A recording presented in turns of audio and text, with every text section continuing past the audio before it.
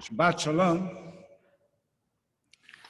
This week, there is a portion of the Torah that is extremely powerful, extremely important, extremely meaningful, and almost never read. And it won't be read this week either. Why? Because this week is the double parsha of Acharei Mot Kedoshim. And when you have the double parsha of Acharei Mot Kedoshim, the overwhelming majority of the Torah readings from Acharei Mot. And Kedoshim only really gets read on those very rare Shabbatot when you read them separately, and Kedoshim gets its own Shabbat. And that's really a tragedy, because Kedoshim has within it chapter 19 of the book of Leviticus, which is commonly referred to as the Holiness Code. So I'm going to actually bring that up and share it with you, and we're going to talk about it a little bit. This is chapter 19. The Lord spoke to Moses saying, "Speak to the whole Israelite community and say to them, you shall be holy, for I, the Lord your God, am holy." Now, we're going to go through most of this, and we're going to count certain verses, but I'm not going to tell you why we are counting those verses until after we have counted them. You shall revere his mother and his father and keep my Sabbaths. Keep my Sabbaths is number one. I am the Lord your God. Do not turn to idols or make molten gods for yourselves. That's number two. I, the Lord, am your God. When you sacrifice an offering of well-being to the Lord, sacrifice it so that it may be accepted on your behalf. That'll be number three. It shall be eaten on the day you sacrifice on the following day, but what is left by the third day must be consumed in fire. If it should be eaten on the third day, it is an offensive thing. It will not be acceptable. And he who eats of it shall bear his guilt, for he has profaned what is sacred to the Lord. That person shall be cut off from his kin. When you reap the harvest of your land, you shall not reap all the way to the edges of your field or gather the gleanings of your harvest. You shall not pick your vineyard bare or gather the fallen fruit of your vineyard. You shall leave them for the poor and the stranger.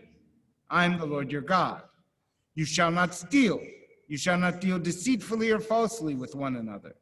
You shall not swear falsely by my name, profaning the name of your God. I am the Lord. You shall not defraud your fellow. You shall not commit robbery. The wages of a laborer shall not remain with you until morning. You shall not insult the deaf or place a stumbling block before the blind. You shall fear your God. I am the Lord. You shall not render an unfair decision. Do not favor the poor or show deference to the rich. Judge your kinsmen fairly. Do not deal basely with your countrymen. Do not profit by the blood of your fellow. I am the Lord.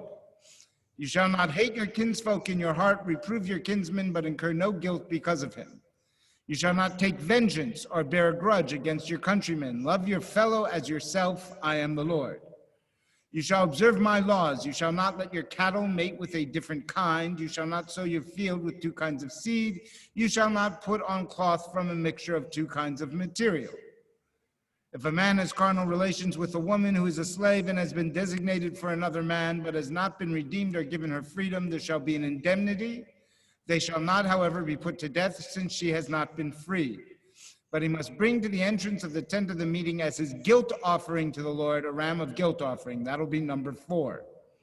With the ram of guilt offering, the priest shall make expiation for him before the Lord for the sin that he committed, and the sin that he committed will be forgiven him. When you enter the land and plant any tree for food, you shall regard its fruit as forbidden. 3 years it shall be forbidden for you not to be eaten. In the 4th year, all its fruit shall be set aside for jubilation before the Lord. That'll be number 5. And only in the 5th year may you use its fruit, that its yield to you may be increased. I am the Lord your God. You shall not eat anything with its blood. You shall not practice divination or soothsaying. The phrase, you shall not practice divination or soothsaying, will be number 6. You shall not round off the side growth of your head or destroy the side growth of your beard. That'll be number 7. You shall not make gashes in your flesh for the dead or incise any marks on yourselves. I am the Lord. Do not degrade your daughter and make her a harlot, lest the land fall into harlotry and the land be filled with depravity. You shall keep my Sabbaths and venerate my sanctuary. I am the Lord. That's number 8.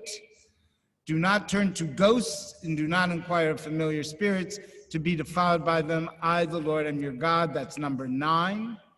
You shall rise before the ages and show deference to the old. You shall fear your God. I am the Lord. I could go on, but I'm not going to because I want to make my point, and eventually we do want to end services and go to lunch. So I'll make my point now without continuing. We just read a great deal of the Holiness Code that had many, many different laws in them, and only 9 were ritual. In other words, according to this chapter, the majority of mitzvot that we have to observe in order to be a holy people are mitzvot in how we treat one another, how human beings treat other human beings. Now, why would the emphasis be on that and not on how we treat God if the idea is holiness? I believe there are 2 reasons. The first reason is that as children of God, God cares more about how we treat each other than how we treat God. Or to put it in human terms, if you hurt me, I get upset. If you hurt my children, I'll never forgive you. And I think that's part of the message God is giving. But I think there's something else as well.